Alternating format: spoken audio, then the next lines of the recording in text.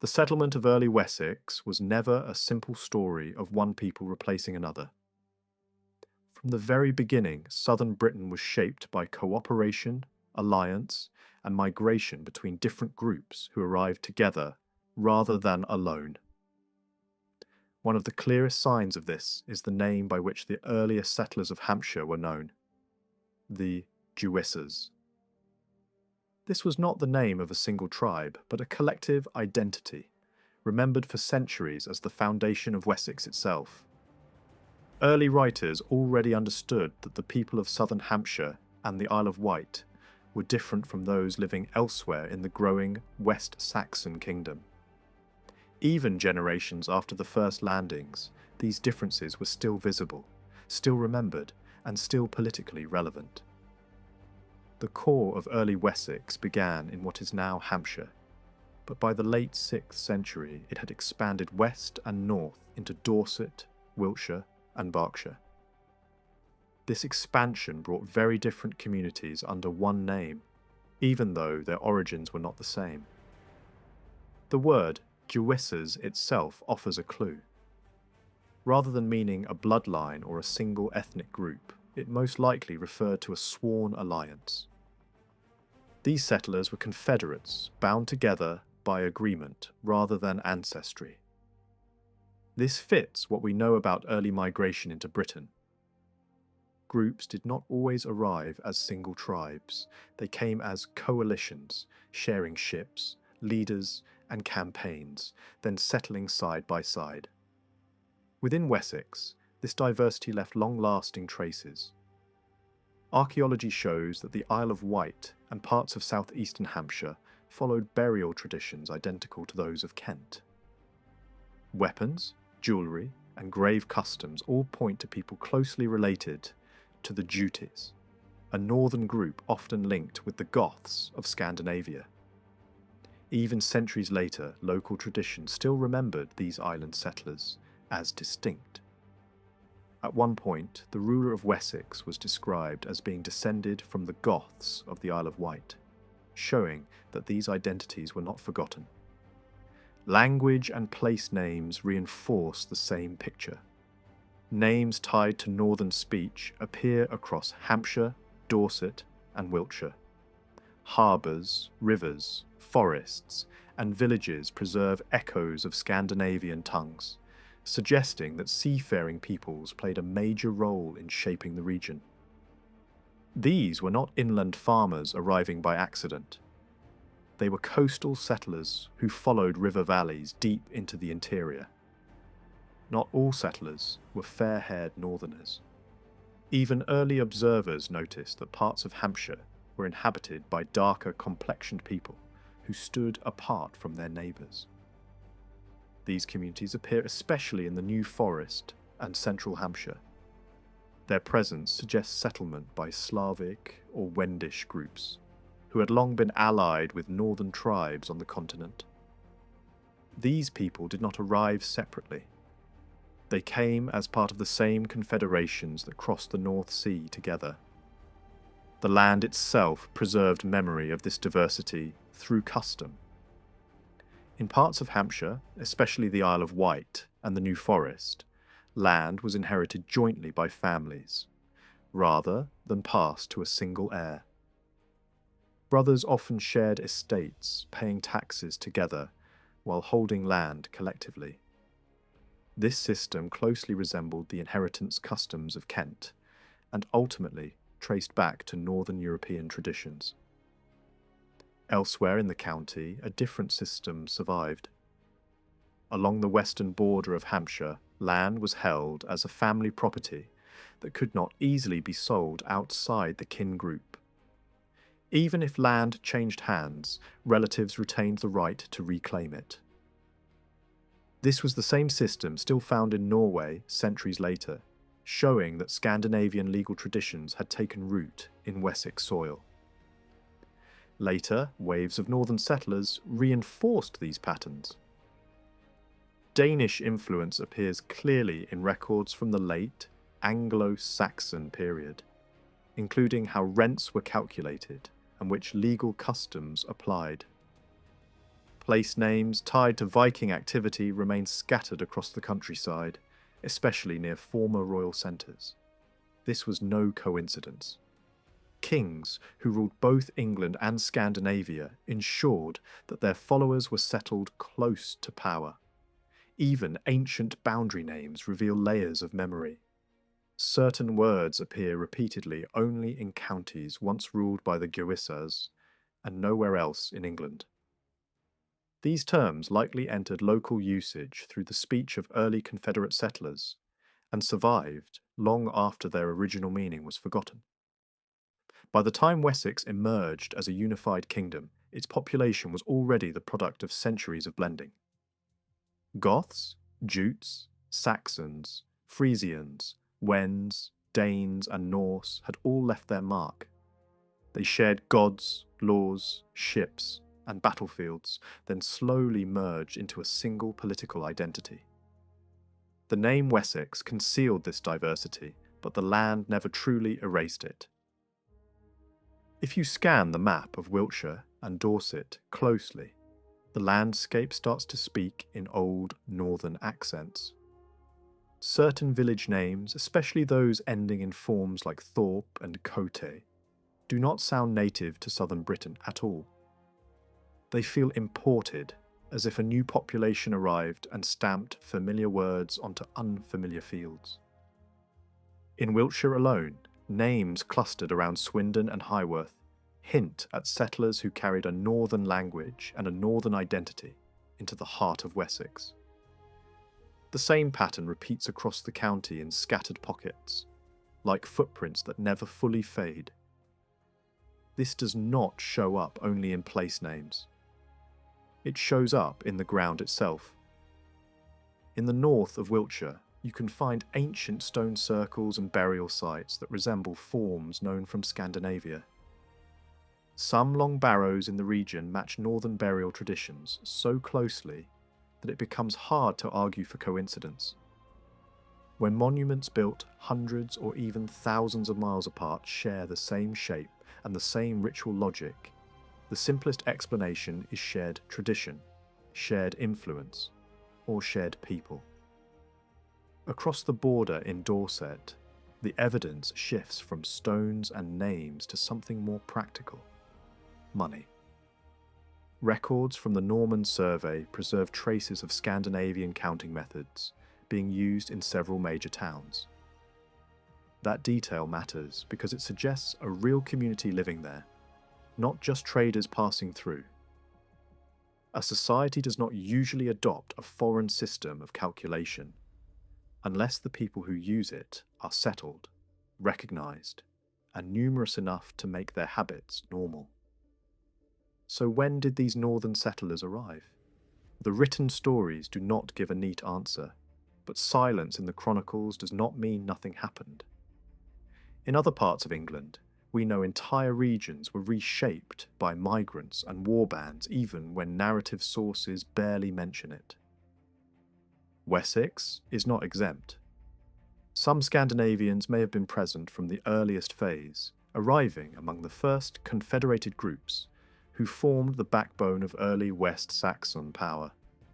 But a second, heavier wave becomes likely after the great 9th century wars, when fighting, raids, and repeated campaigns would have reduced the local pool of fighting men. In districts where communities were shattered, newcomers could step into empty land, reorganize farms, rename places, and change customs without leaving dramatic written headlines. Alongside the northern presence, Dorset also preserves something stranger. Names that seem to point towards Slavic or Wendish groups, living among Scandinavian-speaking neighbours. Several Old Dorset place names carry forms that look less like natural English and more like labels given by northerners for a foreign allied people. This matters because northern cultures had their own word for those Slavic groups, and that word could later become confused with the English word for the season of winter. Over time, a tribal label could turn into what looks like a weather word, and the original meaning would vanish from memory. That confusion becomes especially interesting when you look at the many rivers and villages called winterborne. The common explanation says they are streams that flow in winter and dry in summer, but southern England has plenty of seasonal streams that were never named that way. So why do only certain rivers carry the winter name while many others do not? A different explanation becomes possible. These streams may have been named after the people who lived beside them. Across northern Europe, this habit appears again and again. Rivers and tribes mirror each other, almost like signatures on the land. A river name becomes a people name, or a people name becomes a river name, and the two end up locked together in geography. When you apply that logic to England, the pattern suddenly fits. Wessex shows multiple cases where a river's name and a local community's name align, as if the landscape itself became a label for human groups. In that light, winterborne may originally have meant the stream of the winter people, not the stream of winter water. Over centuries, as languages blended and meanings shifted, later speakers could easily assume the name referred to the season, rather than to a community whose identity was already fading. The Dorset river valleys strengthen the sense of a northern and mixed frontier. Take the Stour region. Even the sound of the name feels northern, and the network of tributaries and settlements around it contains a high density of names that point towards Scandinavian speech. When a valley preserves that many northern traces, it stops looking like scattered accidents and starts looking like a settlement zone. And when you add the possibility of Wendish groups living nearby, the picture becomes one of allied peoples occupying the same territory, each being labelled in the language of the other. The evidence is not only linguistic, it also appears in how land was held. In parts of Dorset, records describe estates held collectively by groups of men rather than by a single lord in the later medieval style. Multiple landholders shared responsibility and control in ways that echo older family-based systems. This resembles patterns seen in other areas linked to Jutish and northern settlement. It suggests that some communities carried their own traditional land habits into Wessex and held onto them long enough to be recorded. Then there is Wiltshire, which shows a different kind of footprint. A large number of people listed in records as a distinct lower class, separated from other rural workers. The numbers are striking. They appear overwhelmingly in Wiltshire, and only in small amounts beyond it, mainly in nearby counties that were part of the same expanding Wessex world. That concentration suggests this was not a generic English social label, but a regional category rooted in local history and local settlement patterns. Whatever these people were in practice, their presence clusters in the same territories, connected to the early Jissas sphere, hinting again at how regional identity could survive underneath the broader name of Wessex. What makes Wiltshire stand out is not just its hills, its chalk valleys, or its ancient roads. It is the social pattern hiding inside the records. Even at the time of the Domesday survey, the county still shows two separate categories of small, low-status, rural tenants. Sometimes you see only one group on a manor, sometimes only the other, and sometimes both living side by side. That kind of sharp split is rare. It suggests that Wiltshire did not develop as a single, uniform community. It developed as a patchwork, where different groups kept their own habits, long enough for those differences to be noticed and written down. And if those labels reflect real cultural memory, the next question becomes unavoidable. Who were these people? And why did Wiltshire preserve distinctions that other counties did not? Across the North Sea, in regions close to Old Slavic frontiers, very similar words were used for small-holding, cotter-type tenants. That overlap hints at a deeper connection, not a coincidence of spelling, but the survival of an older social structure brought by migrants who arrived with their own terminology and their own ways of organising rural life. This is where the larger pattern in Wessex becomes important. The evidence for mixed settlement is not built on a single clue. It is built like a wall, layer by layer. Early tradition remembered that people from outside the usual Germanic world were part of the ancestry of the English. Place names linked to Eastern Baltic groups appear across Hampshire, Wiltshire, and Dorset. The early identity of Wessex itself seems to point toward alliance rather than purity, a coalition of different communities moving together and then settling together. In the south, the Isle of Wight and parts of Hampshire show signs of a northern presence that stayed visible for centuries. There are strong clues that these communities were tied to Scandinavian connected settlers, people whose language and customs were not identical to those of their neighbours inland.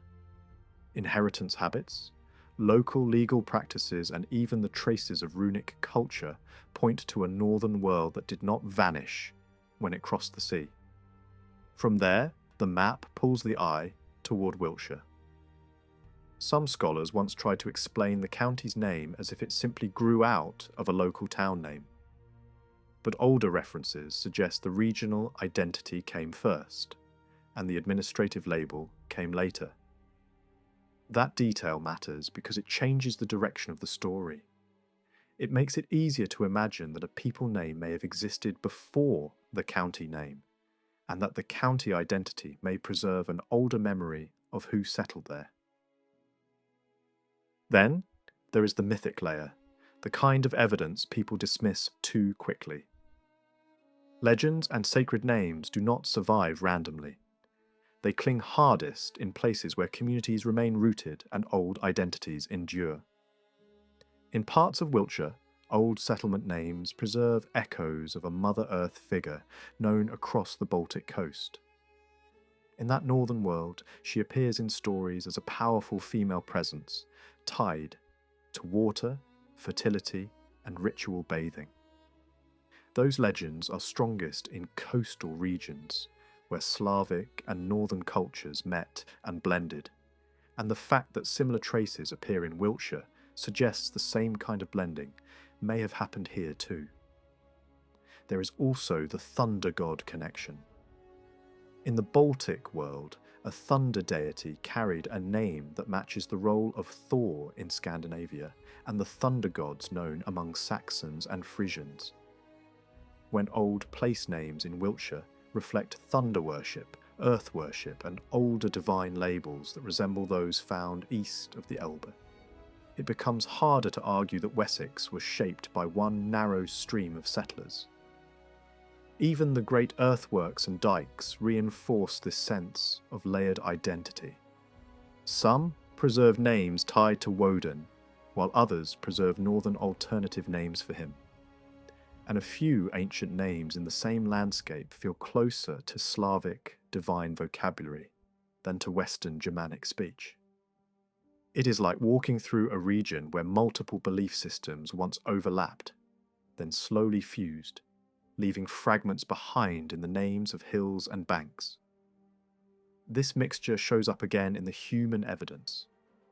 Burial sites in Wessex do not all tell the same story. Most of the skulls are long-headed, matching the classic pattern often linked to Germanic settlers.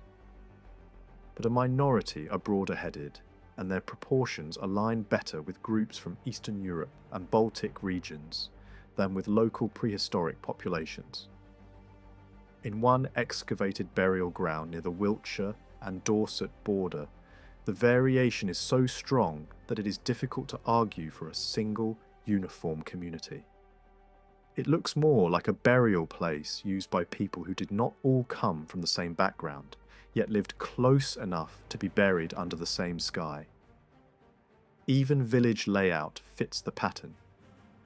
In parts of northern Wiltshire, scattered homesteads are more common, a pattern linked to older local traditions.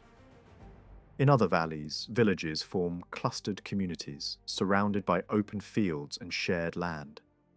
A system comparable to what existed across the North Sea in both Germanic and Slavic borderlands. These are not small differences, they reflect different ways of life, different habits of land use, and different ideas of what a village should be. When you put everything together, Wiltshire and Dorset stop looking like simple extensions of one people. They look like a frontier zone inside Wessex, shaped by alliances and migrations from more than one direction. Fair-haired northern settlers left their mark clearly, but darker complexioned groups also appear in the story, and later Scandinavian arrivals likely reinforced the mix even further. Over generations, the language blended, names shifted, and tribal labels blurred into ordinary words. But the deeper structure remained in customs, in legends, in the ground, and in the shapes of communities. Then, as the story moves east, the focus turns toward London. Because London was never just another town. If conflict opened the route into the southeast, it also opened the route toward the biggest prize on the map: the old Roman city on the Thames. London had roads radiating outward like spokes from a wheel. Routes from Kent, from the south coast, from the west, from the Midlands, and from the north all fed into it. That alone tells you what it was: the centre of movement, trade, and power. And when new settlers pushed into the region, they did not need to invent London from scratch. They did not even need it to be in perfect condition. They only needed it to function. A river port on the Thames could still pull goods inland, and the old roads could still push them outward. Even if the city shrank from its Roman peak, it could remain the greatest commercial magnet in the region simply because nothing else had the same combination of water access and road access. That is the key point. London survived because the geography demanded it. The Thames made it a gateway. The roads made it a distributor. And the people arriving from the sea, especially those with strong maritime traditions, would naturally turn the river into their highway and the city into their anchor. In a world where control of movement meant control of wealth, London did not need an empire to stay important. It only needed ships, roads, and the river that connected them. When the newcomers finally reached London, they did not find an empty ruin. They found a city that still mattered. The road network alone tells you that. London was a hub where routes converged from every direction, and the physical remains show what that meant in real life. Defensive walls still stood. Public buildings had once shaped daily routines. Wealth had left its mark in solid construction. This was not a minor town on the edge of the world. It had been the heart of a province, and the bones of that power were still visible. But London could not survive on stone alone. It needed fuel. It needed timber. It needed constant supply. That is why the great forests around the city were not simply wilderness. They were infrastructure. In an age before coal became common fuel, a major city depended on nearby woodland, the way a modern city depends on electricity grids. Forests fed hearths and kitchens, but they also fed industry. Metalwork demanded charcoal, and charcoal demanded forest labour. Hidden beyond the walls, entire communities would have lived by cutting wood, burning charcoal, and moving it toward workshops and forges, and London would have needed those forges. The city's craftspeople were not an afterthought. A port city with trade, repairs, tools, weapons, and building work would require skilled smiths in large numbers. If northern settlers with strong metalworking traditions were present in and around the Thames, their skills would have found a natural home here. A city like London did not just consume. It produced, it repaired, it armed, it built. You do not get long-distance trade without local craftsmanship to support it. Then comes the hardest part of the story, the long stretch where written detail collapses into silence. After the Romans withdrew in the early 5th century, the next century and more becomes a fog. The settlement of Kent begins, battles are remembered, names survive, but clear step-by-step records do not. What later writers give us is not a diary of events. It is memory shaped into narrative. So if we want to understand what happened to London, we have to combine fragments of tradition with practical logic, archaeology, and the clues left in customs, language, and settlement patterns. One early moment stands out. After a major battle in Kent in the mid-5th century, tradition says the defeated Britons fled toward London and took shelter behind the old Roman walls. Then the trail goes cold. For roughly a century and a half, the sources say little about what happened next inside the city. When London reappears clearly, it is through the story of conversion and church organisation in the early 7th century, when a bishop is sent to the city, and the first great church foundation is tied to royal power in Kent. That gap is telling. In one moment, London is a refuge behind Roman walls. In the next clear glimpse, London is functioning inside a new political world, connected to the rulers of Kent. The simplest conclusion is that control shifted in that missing period. The Britons did not hold London forever. At some point, they were pushed out, and the city became part of the power network that rose from Kent. How was it taken? The sources do not describe it, but geography tells you what was likely. London sits on a river highway. Whoever could control the Thames could threaten the city, supply an army and move men quickly, and the groups pressing into southeast Britain were not landlocked farmers. Many of them were seaborne people. They knew ships. They knew river routes. A strong naval force on the Thames would have been one of the most effective ways to dominate London, just as later Scandinavian raiders would prove again centuries afterward. Was London destroyed in the process? There is no solid reason to think so. A city like this was too valuable to waste. Even if certain buildings were torn down, especially those tied to the old religion or to symbols the conquerors distrusted, the city itself was a prize, a port, a market, a storehouse, a crossroads. The old roads continued to run through it, which suggests the city remained a functioning point of passage rather than a dead zone avoided by travellers.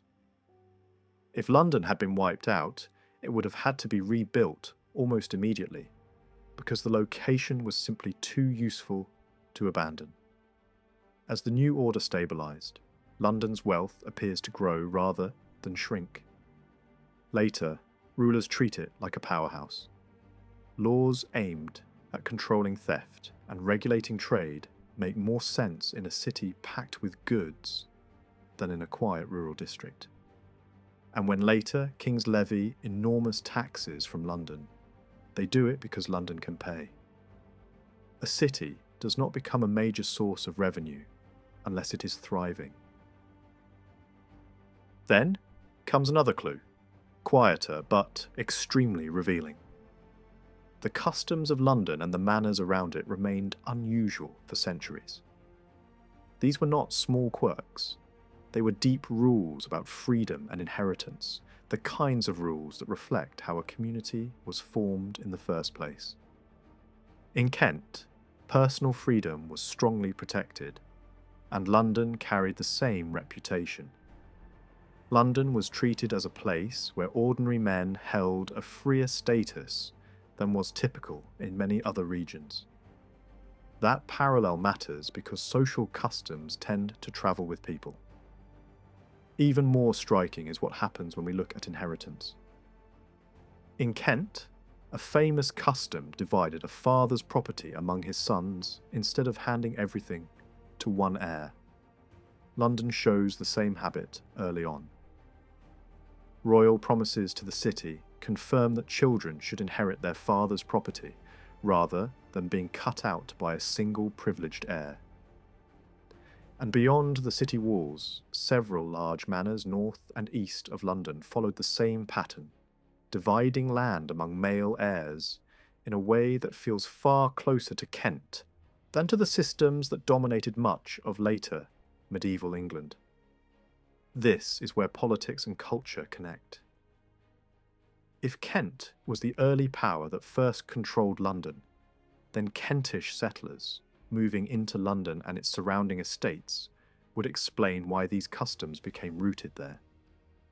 Even after new rulers arrived later, they often allowed these older traditions to survive, because they were so firmly established that they could be defended as ancient law.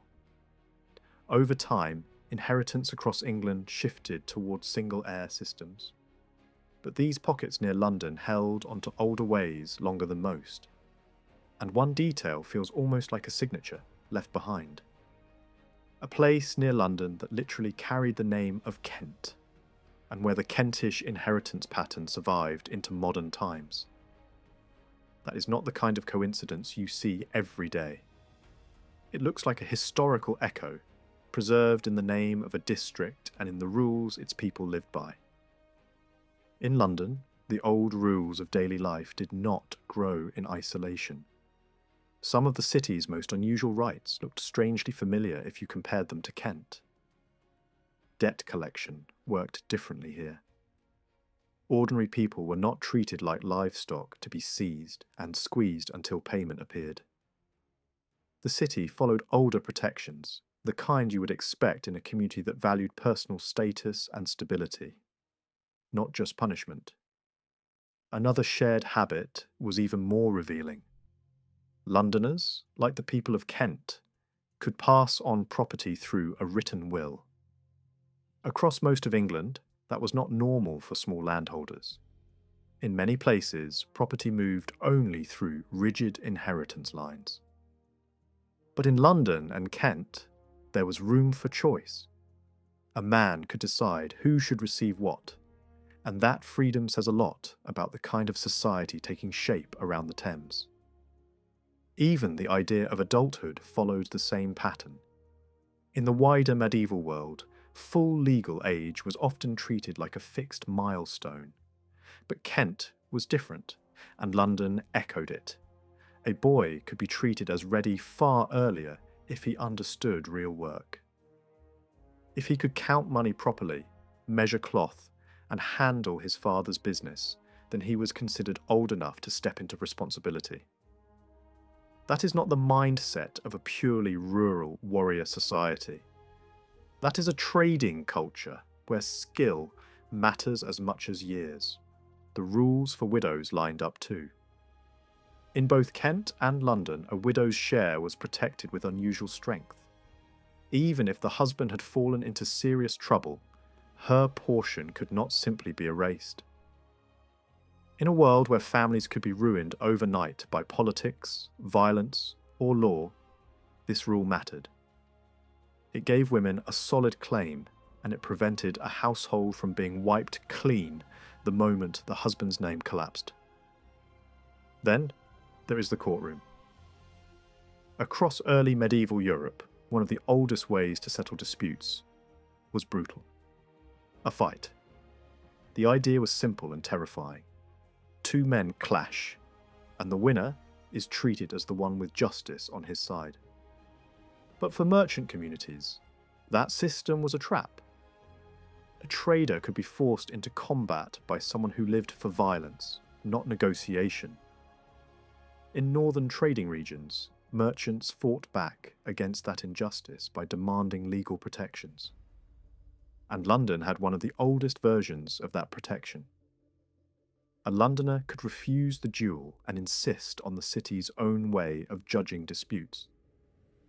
This privilege later spread to other towns, but in London it felt ancient, like a rule that had been there since the city's earliest commercial life returned to the surface. Trade itself strengthens the picture. London's shipping did not simply restart after Rome.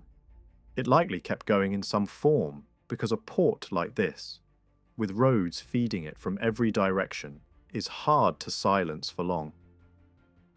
Early royal records show that rulers already viewed the taxes on ships as an established right, meaning the system was older than the surviving paperwork.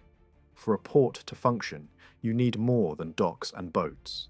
You need rules, courts, quick decisions, and predictable procedures, especially when foreign crews are constantly passing through. In Northern Europe, the biggest trading hub of that world sat across the sea, and it shaped the habits of merchants and sailors everywhere. The ports tied to those networks shared strikingly similar customs, including the practical rhythms of loading and waiting time for ships. When you see the same patterns appearing in English practice, it suggests heavy contact, not casual contact.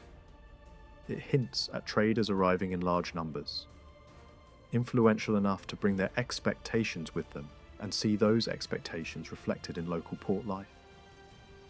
But when you move away from the city centre and look at the manors around London, you run into a completely different inheritance tradition. In many places south and west of the city, and in several districts north of the Thames, the youngest son inherited the family holding. Not the eldest, the youngest. And this was not a one-off oddity. It survived across a wide arc of places, lasting in some areas into modern memory.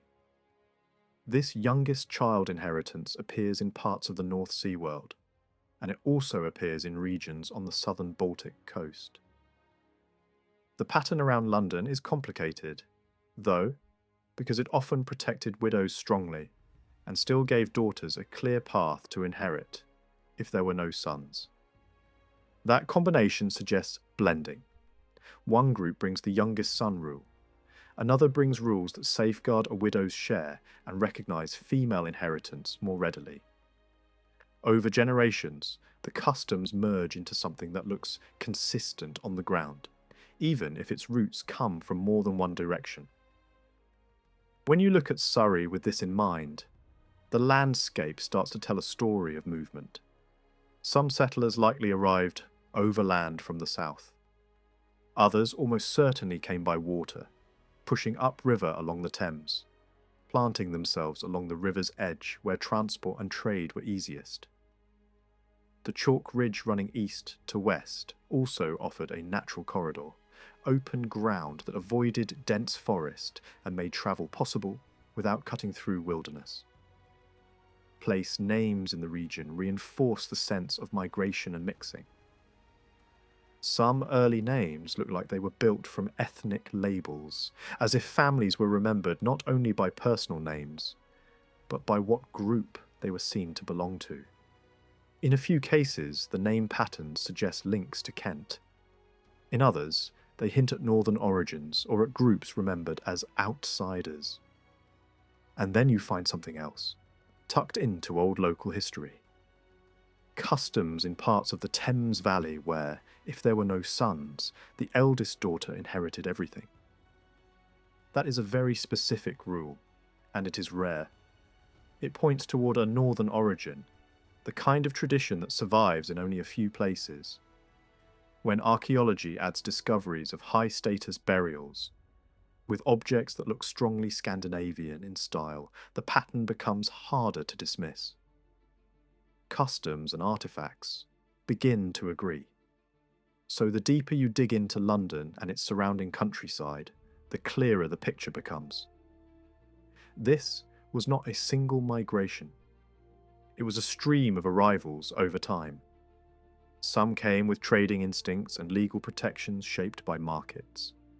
Some carried inheritance rules that favoured shared property or the youngest heir.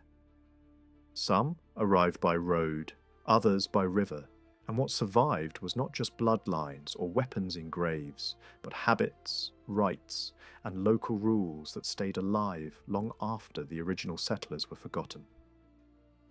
In the early Middle Ages, the Thames was more than a river. It was a moving highway, a corridor that carried people, habits, and identities deep into the interior. When you follow that corridor west from London, into Berkshire and up toward Oxford, the landscape starts to speak through old district names and stubborn local traditions that refuse to fade. In eastern Berkshire, a large stretch of land along the river was known in the 7th century as the territory of the Sunninges.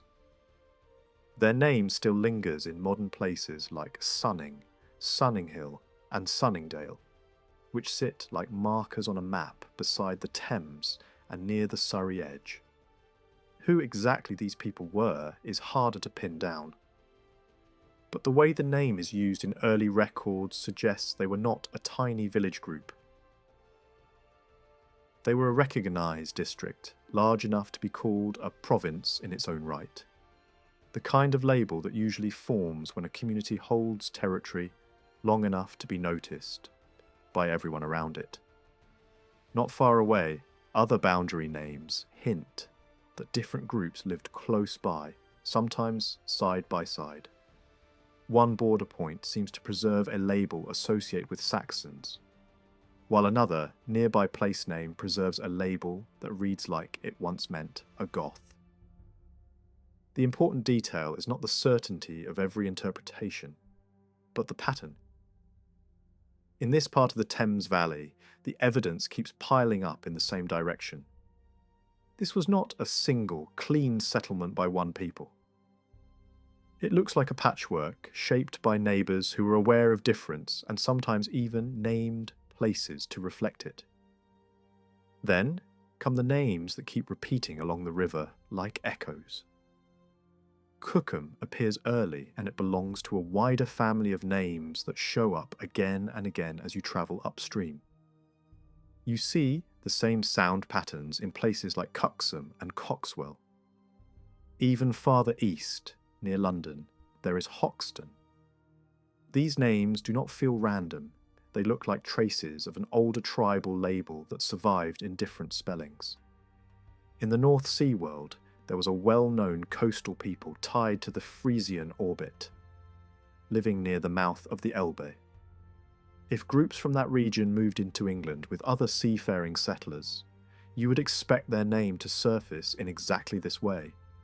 Scattered, altered, but persistent, clinging to hamlets, fields, ridges and river crossings. Around Oxford, the story becomes even more intriguing. Early descriptions of boundaries and river islands suggest that the oldest name behind Oxford was tied to a ford and to a nearby stream system that looked different in the past than it does now. The key point is that several local water names and crossing names appear to share a common root, as if a community once living along those banks gave its name to the landscape. This matters because naming rivers after the people who live beside them is an old habit across Northern Europe. Once you recognise that habit, the Thames Valley stops looking like a blank space and starts looking like a territory that remembered its first occupants in the names of water and roads. Language change complicates everything. Early English spelling was not fixed, and sounds that later became distinct could slide into each other. Letters could drop, shift, or trade places depending on who was speaking and how they pronounced the word. That is why you can find the same tribal trace appearing as a hard sound in one place and a breathy sound in another. It also explains why related names can look different on parchment, while still pointing to the same origin. In a region where people from several coasts and cultures mixed, those spelling shifts are not a distraction.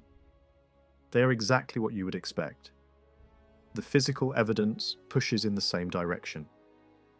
In the upper Thames Valley, certain types of jewellery and burial goods match patterns seen in Kent, suggesting movement from the southeast up the river. Other finds from cemeteries resemble material from the lower Elbe region, the same coastal zone associated with the Friezian world and its allies. When you find the same kinds of cremation urn designs and burial habits in both places, it becomes harder to treat the similarities as coincidence. It starts to look like migration routes are being reflected not only in names, but also in the objects people buried with their dead. Social structure adds another layer. In Domesday records, a particular class of small tenants appears in heavy clusters near the river in parts of Berkshire. They are not scattered evenly. They concentrate in certain hundreds, in numbers too large to dismiss as a minor local quirk. That kind of clustering usually means inheritance of status across generations. It suggests that these communities began with a sizable body of freer settlers, people whose descendants still formed a noticeable class centuries later. And when you compare their distribution to what is seen closer to London and Kent, the river corridor again looks like the simplest explanation. The Thames did not just move goods, it moved people. Customs of inheritance also show blending. In some places, land was held jointly by groups of relatives, almost like a kin-based block, rather than a single-owner estate. In other places, the youngest child rule appears in pockets, a survival of a tradition found around London and in parts of the south. These customs do not appear everywhere, and that unevenness itself is revealing. It suggests change over time, especially after new legal systems pressed older local rules into the background. What survives is likely only a fraction of what once existed. When you zoom out, the most reasonable picture is a two-stream settlement of the Upper Thames region. One stream comes from the south and southwest along the old road networks that connected the coast, the great towns, and the interior. The other stream comes from the southeast, flowing upstream from Kent and the London zone, carried by river travel and trade. Where those streams met, they did not erase each other. They fused, leaving a landscape filled with mixed place names, mixed burial habits, and mixed customs that still show their seams. And while the Thames Valley hints at these layered arrivals, the story continues as you turn east into Essex. Here, one of the most striking clues is not a battle story or a royal chronicle, but a coastal district that behaved as if it had been transplanted from Kent. In the northeast corner of Essex, the estates tied to the London Church formed a long-lasting enclave whose inheritance customs matched Kent in multiple ways. Land could be divided among children in the same distinctive pattern. Widows held protected shares. Rents and obligations were structured in a way that looks far closer to Kent than to the surrounding Essex countryside. Even the tenants' freedom to manage their houses and holdings reflects a looser, more independent tradition than was common elsewhere in the county. That kind of match is hard to explain unless a colony really existed there. People who carried their habits across the water and kept them alive for generations. Place names in that coastal zone strengthen the impression, because nearby islands carry names that also appear in the Jutish areas of the south coast, as if the same naming habits travelled with the same networks of settlers. Beyond that enclave, Essex looks like another patchwork. There is no single clear settlement story preserved in early narrative sources, but the county is full of signs that different groups arrived in different waves. Some names hint at origins on the German coast. Others suggest northern speech influence. Clusters of related village names look like they grew out of clan settlements. Multiple communities sharing the same root name because they began as branches of one group. And along the coast, names that point toward Danish presence become harder to ignore, especially when later history confirms heavy Scandinavian influence in East Anglia and neighbouring regions. Across Essex and the wider eastern counties, some of the most revealing clues are not battle stories or royal names, but the quiet fingerprints left in place names. In Essex, a cluster of very old names strongly suggests that groups remembered as wends, once formed small communities in the south and west of the county. You can still see the survival of this pattern in names that share the same root and in places like Wanstead, which preserves an older form. There was also a settlement near the Thames, whose name points in the same direction. When you compare this with the Thames Valley farther upstream, where similar Wend traces appear in both names and inheritance customs, it starts to feel less like coincidence and more like a repeated strand of settlement. One Essex name stands out because it looks like more than a personal nickname. It reads like a label for an entire kindred, a group identified collectively rather than individually. And in at least one of these places, a distinctive inheritance rule survived for a very long time, the kind where the youngest son keeps the home. That detail matters, because it suggests the name is not just decorative. It is tied to a social memory, a rule that came with people and stayed attached to their land. Put simply, the landscape is hinting that the Saxon settlers in parts of Essex may not have arrived alone.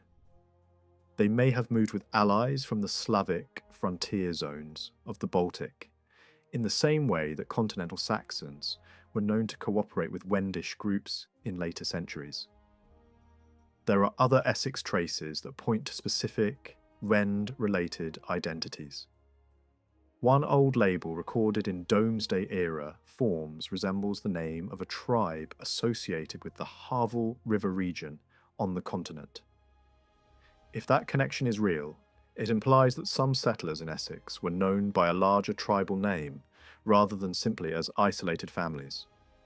Another pair of Essex names has been linked by some writers to Friezians, a people connected with the Baltic world. Whether every identification is perfect is less important than the overall pattern. Essex contains multiple name forms that cluster around the same northern and Baltic horizon. Move north into East Anglia and the picture becomes even more layered. Here, the evidence points toward a mix that includes Friezians and their coastal neighbours, alongside smaller Baltic groups. It is also clear that the words Saxon and Frisian could blur in early usage. Sea routes, trading ports, and shared coastal networks made labels flexible. A community described as Saxon in one context might be Frisian in another, especially when both worlds were tied into the same maritime economy. One of the strongest arguments for this broader North German connection is something you do not find. In Norfolk and Suffolk, fixed runic monuments are strikingly rare in the early period. In parts of England with strong Scandinavian-styled traditions, runes appear more readily, especially on durable objects meant to last.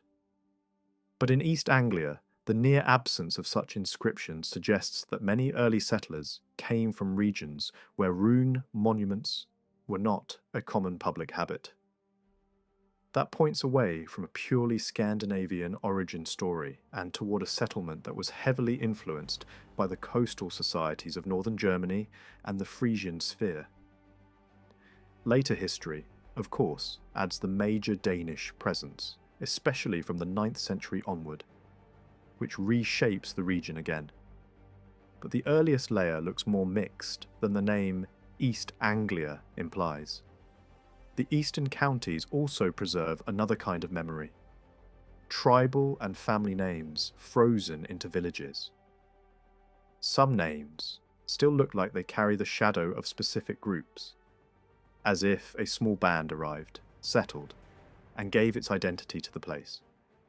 In a world where the first settlements were few and the later villages multiplied, the survival of even a handful of these names is remarkable. It suggests deep roots and long continuity. Archaeology sometimes mirrors the name evidence in surprising ways. In a few places, burial urns show unusual production styles that resemble finds from the lower Elbe region.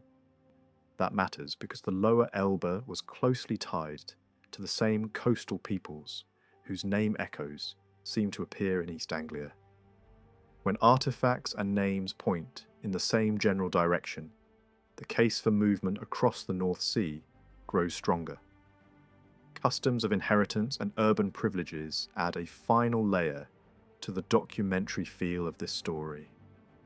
In some eastern towns, property could be divided among children in ways that resemble practices associated with Friezian and certain Gothic traditions.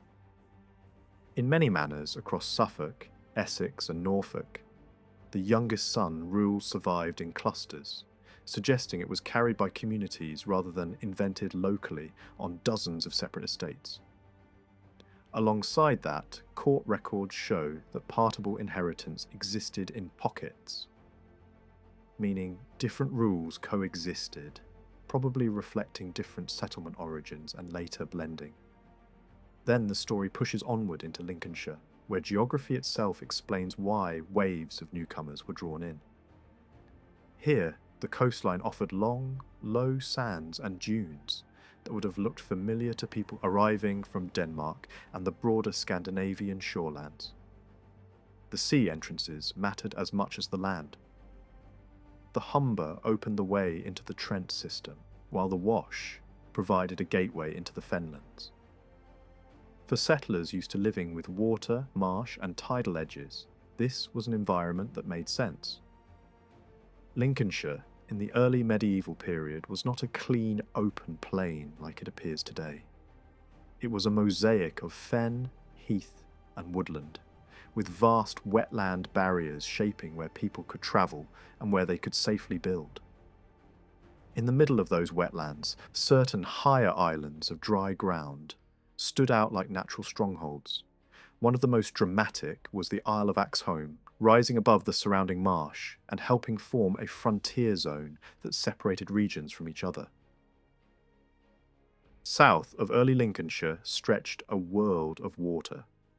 A vast fenland ran in from the coast, following the line of the River Witham almost to Lincoln, spreading west towards Sleaford and reaching down from the north near Horncastle into the edge of Cambridgeshire.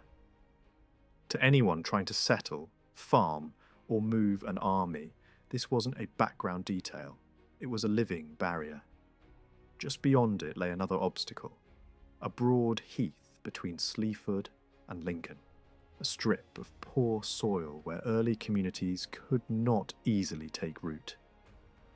Even centuries later, travellers crossing that open emptiness could lose their way so easily that people treated it as an act of charity to build beacon-like markers to guide strangers through the night. Yet Lincolnshire was not only marsh and wasteland.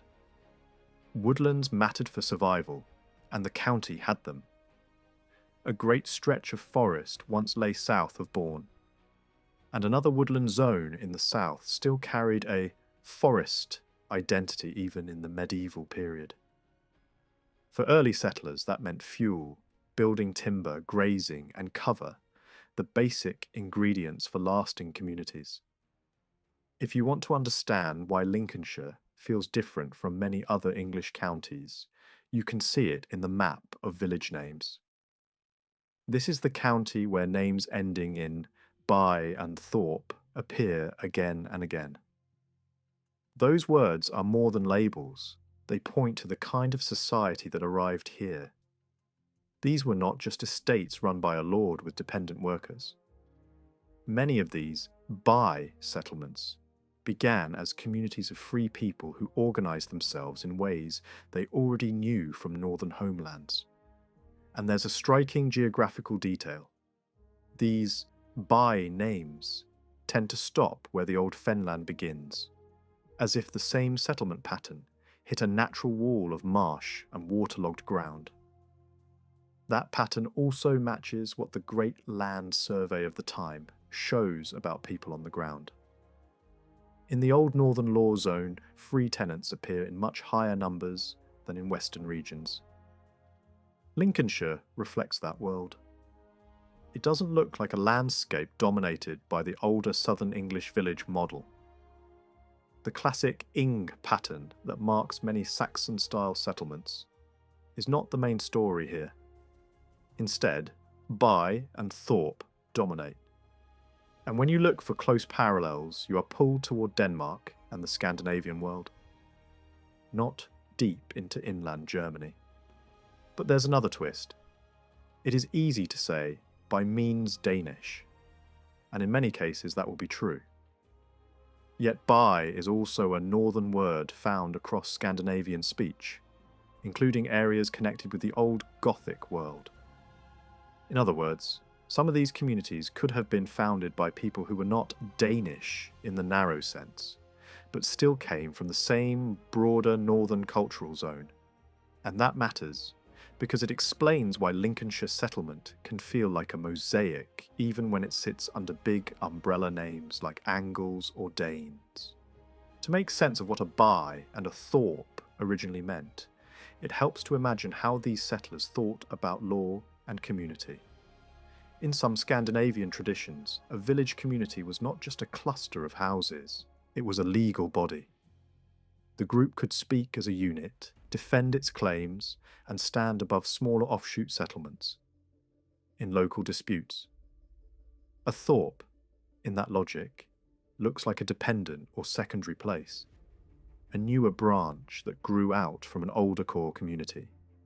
When you see that Lincolnshire has more by names across the open uplands and then a spread of thorp names around them, it fits the idea of older cores and later extensions as population grew and land use expanded. Even in the names of local districts, you can feel this structure. Some early administrative areas appear to have been named after particular by settlements, as if courts or assemblies gathered at those places. In other words, certain villages were not just homes. They were meeting points, anchors in the local system. At the same time, Lincolnshire is not a one-note Scandinavian landscape. Alongside the by and thorp names, you find plenty of older ham names, which usually signal a more Germanic style naming habit and could reflect Anglian, Friezian, or related settlers. So the county does not tell a story of replacement by a single people. It tells a story of layers and mixtures, with one dominant northern pattern sitting alongside older and parallel traditions. And when you zoom in closer, the place names begin to whisper specific identities. Some groups of names look like they preserve memories of Friezians, including smaller coastal tribes within the Friezian world. Other name clusters suggest Chauci-like or Hocking-like echoes. There are also names that sound like they point to Northmen in a broader sense, not necessarily tied to one kingdom, but to the wider seaborne world of the north. A repeated East Goth style element shows up too, as if some families carried an identity linked to the Swedish side of the Baltic sphere. Even a hint of Skåne appears in a few names, the kind of clue that pulls your imagination toward the old Danish realm that once included provinces on the Scandinavian mainland. Across the old Lincolnshire landscape, the place names read, like a quiet census of who once lived there. A cluster of Domesday-era names hints at people connected with the Swedes, using forms like Suin or Swin that also show up in Northern Ireland, naming traditions and early Scandinavian storytelling. Nearby, other names point toward Saxon identity, while a related set suggests groups associated with the Swaifers, a name often linked to Saxon-speaking peoples in older sources. Then come the signals of a different direction altogether. Names built on winter and whiling, which older northern speech used when talking about wens. Add in the repeated appearance of Lund and its local variations, and you start to see why Lincolnshire looked mixed even in the 11th century. Lund was more than a random word. In southern Sweden, it was a famous centre of power and tradition, remembered as an important royal and religious hub in early northern history. When a name like that appears in English settlements, it suggests newcomers who carried their own mental maps with them. What makes this even more revealing is how names pair up. Again and again, you find a main settlement name mirrored by a nearby offshoot, a village, and then a companion place ending in Thorp. It is as if local colonisation pushed outward from older cores, producing smaller daughter communities that kept the parent name as a kind of signature. You see it in patterns like Alsby with Alatorp, Enderby with Endratorp, Friezaby with Friestorp, Zaxaby with Scatchatorp, and Lund with Lundatorp. This pairing feels less like tidy medieval planning and more like growth. Families spreading, land being taken into use, and new hamlets forming close enough to remain tied to the original community. One practical explanation is that many of these place names began as people names. Not just personal names in the modern sense, but labels that neighbours used because someone was known as the man from that group. A figure called Hun, Osgod, Suen, Sax, or Brock could easily be remembered that way, and once his household became the place where Suen's people live, the name could harden into a permanent landmark. Over time, tribal nicknames can become geography without anyone consciously deciding to preserve an ethnic label. They simply keep repeating the name until it becomes the village. Some names in Lincolnshire carry an extra punch because they match social status, not just identity. One settlement appears in Domesday as Bonderby, a name that lines up with the old Scandinavian word for a free peasant proprietor. That word still survives in parts of the north, and it fits the broader picture of Lincolnshire as a region where many communities were not originally built around unfree labour, but around free households with their own rights. You also find traces of Old Northern vocabulary in field names, including terms for open ground and farmland. When a field name seems to preserve a tribal label like Waring, it suggests the same thing again. People remembered as belonging to a known group, leaving their mark in local speech. The Vend connection becomes especially vivid around names like Winterton and Winteringham. In older northern usage, winter could mean wend, and a name like Wintringatun would literally mean the settlement of the Wintrings, the descendants or followers of a man associated with that label. The important point is that the older form shows it began with people, not weather. The later English ear hears winter, but the earliest naming logic points to identity. In the same region, you also find pockets where the youngest son inherits, a custom that appears again and again in places touched by different immigrant traditions and alliances. It is the kind of detail that suggests newcomers didn't just bring weapons or ships. They brought family rules and expectations about who keeps the home. Lincolnshire's reputation for strong Danish character isn't wrong, but it can be too simple. The armies and migrations that later generations called Danes were not always made up only of men from Denmark. Coalitions formed around the Baltic and the North Sea could include many northern and coastal peoples, some Scandinavian, some from the southern shores of that world. That helps explain why observers of Lincolnshire people described more than one Danish-looking physical type, as if two related but distinct northern strains had both settled in the same county and blended over time. Even the roads hint at how settlement unfolded. A great Roman highway ran the length of Lincolnshire, from the south up to the Humber. It was already there when early settlers arrived, a ready-made spine through the countryside. What's striking is that many villages sit slightly off the road, rather than directly on it, while smaller lanes run from these villages back toward the old highway. That pattern suggests the Roman roads served as the main route of movement and access. while later local tracks grew up to connect neighbouring communities. In other words, the first settlers used the old road as a backbone, then built their own web of everyday travel around it. In the Domesday Age, what we now call northern Lancashire and southern Westmoreland were not treated as a world apart. On paper, they sat inside the wider Yorkshire sphere, and for centuries they had been pulled into the orbit of Deira, the old power base of the region. One early gift recorded for Cartmel is especially revealing. It speaks of land there being granted along with all the Britons in it. That small phrase matters because it suggests the Celtic population did not vanish when new settlers arrived. Instead, communities endured side by side, long enough to be noticed and named in official memory. You can see that Yorkshire connection in the religious footprints left on the ground. Early churches dedicated to figures like Wilfrid and Cuthbert appear in places that look, at first glance, like the far edge of the map. But those dedications make sense if the area was spiritually and politically tied into Northumbrian and Yorkshire networks.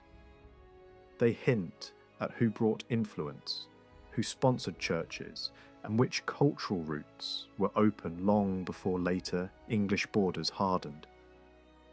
The people who moved into North Lancashire and South Westmoreland seem to have arrived by two main paths. Some filtered in overland from Yorkshire, part of the same northeastern world, shaped by Anglian rule. Others came by sea, landing on coasts where travel by water was faster and more natural than forcing a route through rough interior country. That mix helps explain why you find early stone crosses in this area that resemble those in other parts of ancient Northumbria, and why a runic inscription at Lancaster fits the same pattern. It is not just decoration or coincidence. It is a cultural fingerprint, pointing to connections across the wider northern kingdom. Then, near Lancaster, the landscape begins to speak a different language. Around Heysham and Halton, everyday words in local place talk sound unmistakably Norse. Hills are called fells, streams are becks, small lakes are tarns, farms carry thwaite names, and coastal rocks are skiers. These are not the kinds of words that drift in casually. They settle when people settle, and they survive when those settlers become the local normal. The result is a layered north, an earlier Anglian imprint in stone and inscription, and a later Norse imprint in the vocabulary of the land itself. Customs of inheritance add another clue, because legal habits tend to travel with families. In Yorkshire, there were districts where land was divided among heirs, rather than passed down as a single block. By the 12th century, courts would only recognise that kind of division in places where it could be shown to have happened for as long as anyone could remember. In other words, it was allowed only where the fields themselves told the story.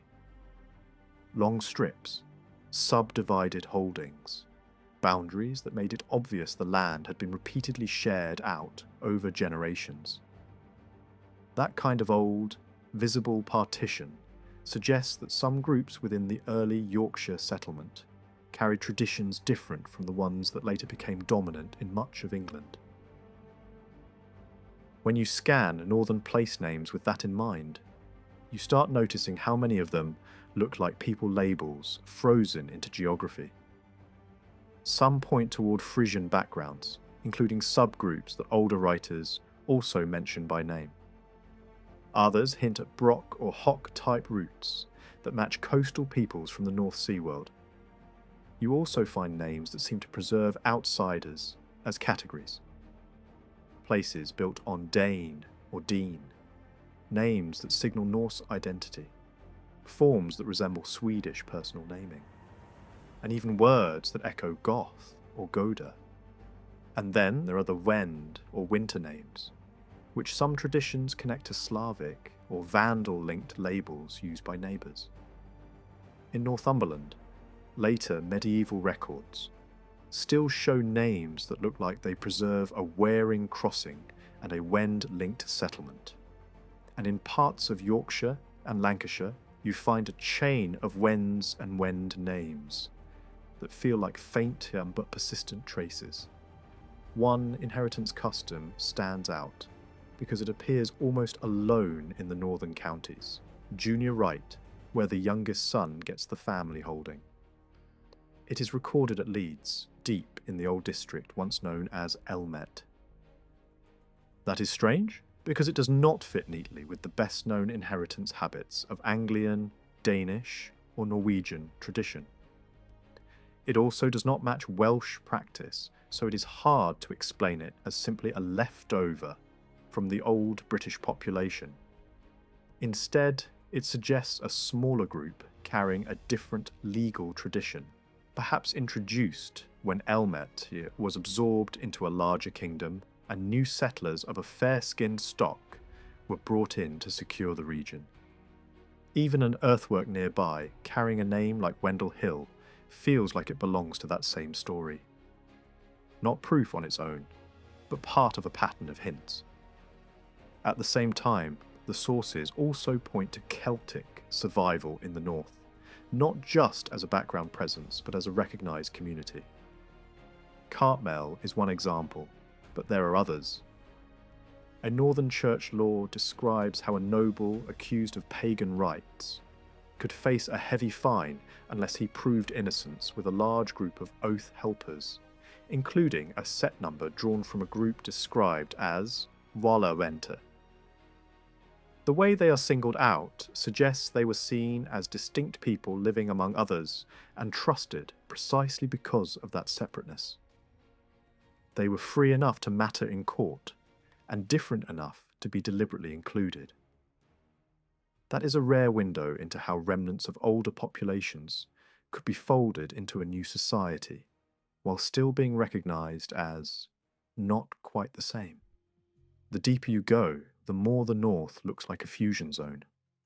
Some of the darkest, broad-headed physical types described in the far western mountains are often linked to very ancient populations who retreated into harder country.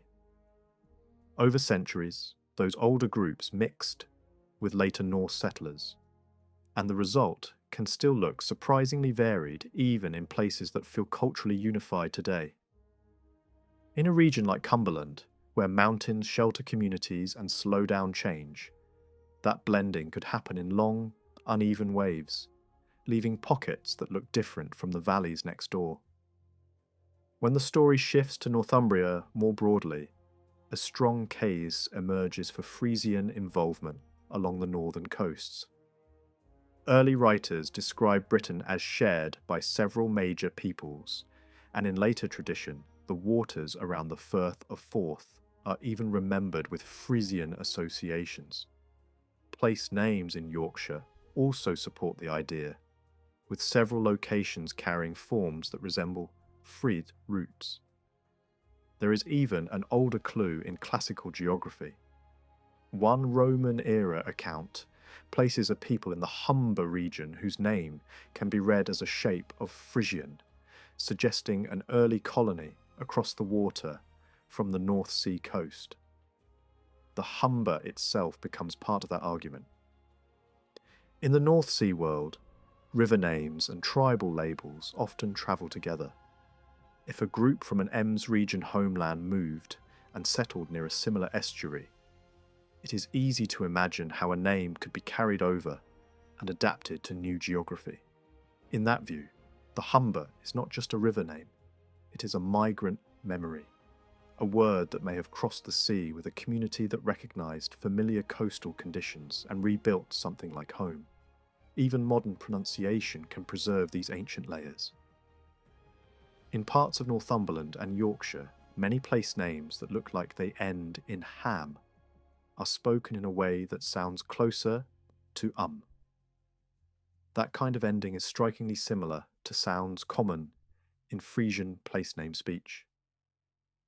It is the sort of detail most people never notice. Yet it can survive for centuries because it lives in everyday habit.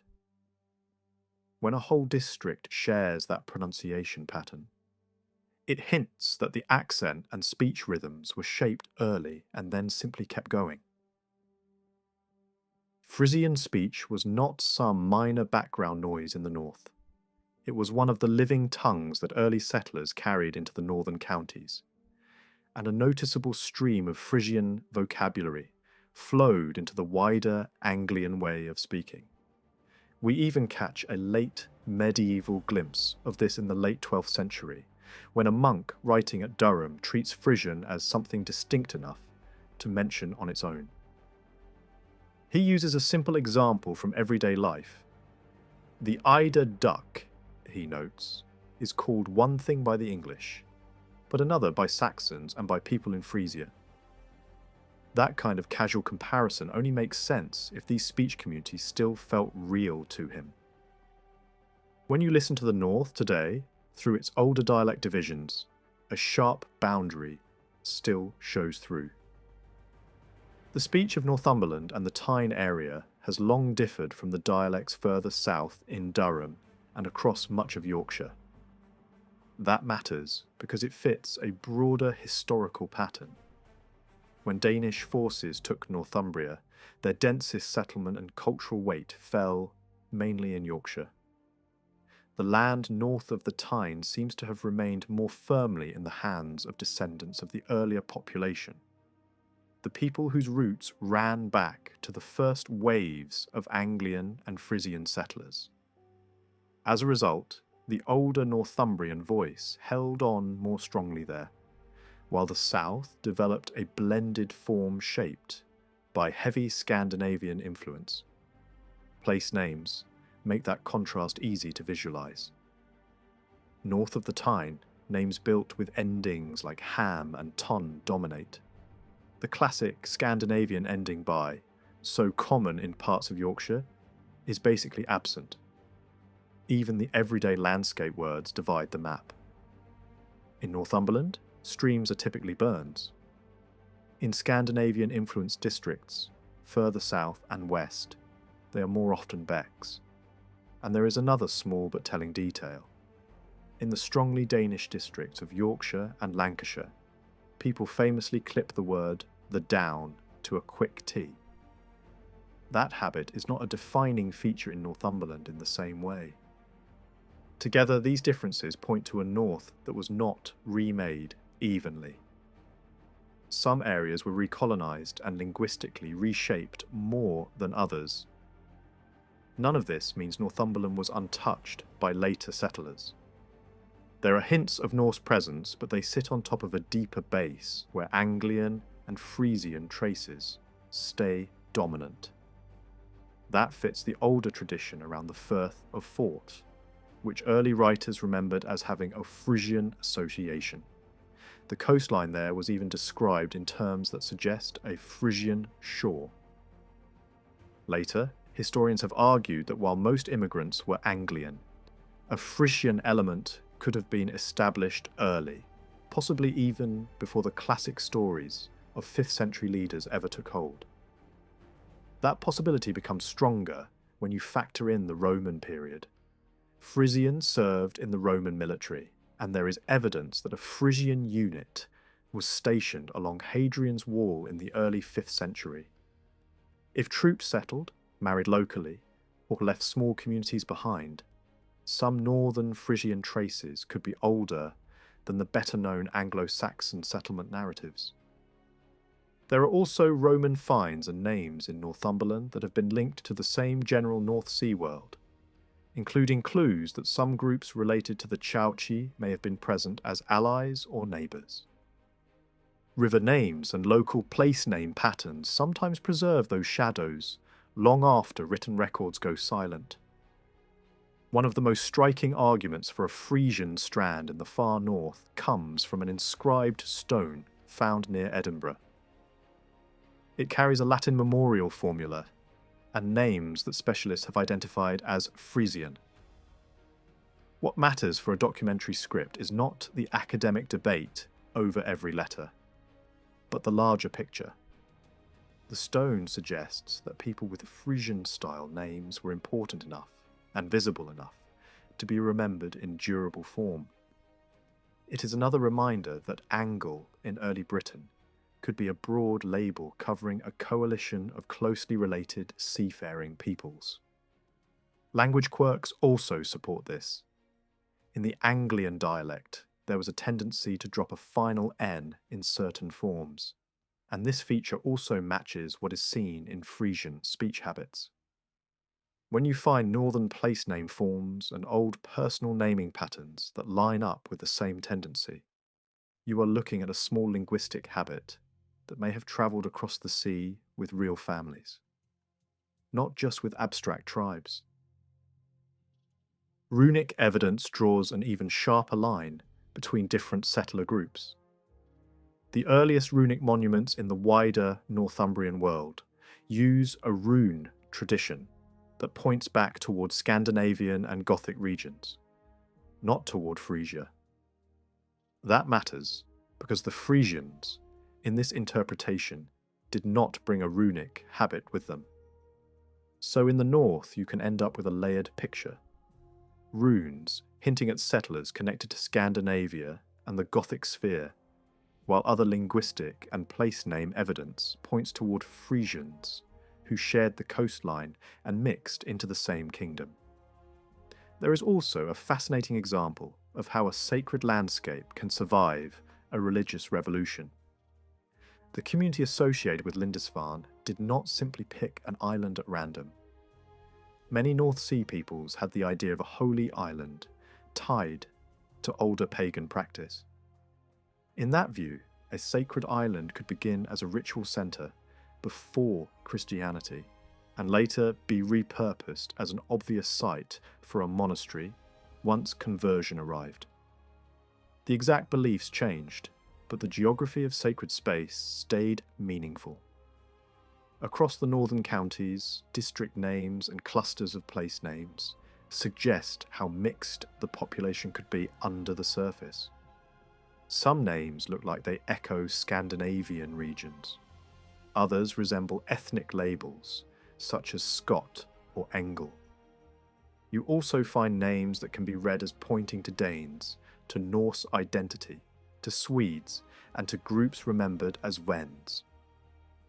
Even local folklore sometimes preserves unusual motifs that feel closer to Slavic story traditions than to mainstream English ones, hinting that a few small migrant strands may have been absorbed and then remembered as local legends rather than as history. The North was not just shaped by language and names, but by ways of working the land. In Northumberland, scattered farm clusters and outlying farmsteads existed alongside village systems.